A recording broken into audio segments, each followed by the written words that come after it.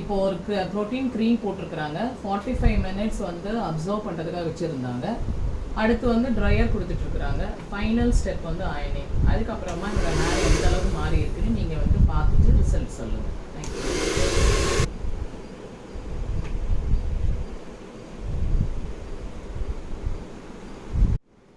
Keratin ட்ரீட்மெண்ட்டில் இப்போ final procedure அயனிங் பண்ணுறாங்க.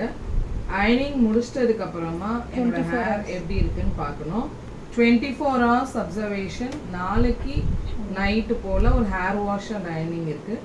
அதுக்கப்புறமா என்னுடைய ஹேர் வந்து எந்த அளவுக்கு இருக்குன்றதை நீங்களே உங்களோட கண்ணால் பார்ப்பீங்க.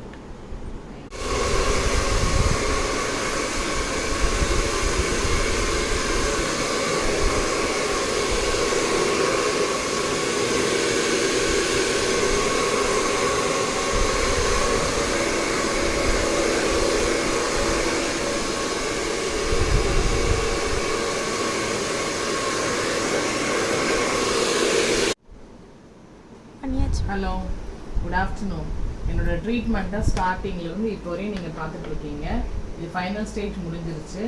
இப்போ கெராட்டினுடைய க்ரீம் போட்டிருக்குறாங்க. ஒரு 24 hours கழித்து ஹேர் வாஷ் நம்ம முடிஞ்சிடும். இதே மாதிரி ஸ்ட்ரைட்டனிங் இருக்காது, பிகாஸ் அது வந்து கெராட்டின்.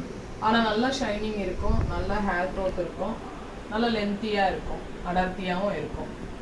தேங்க்யூ.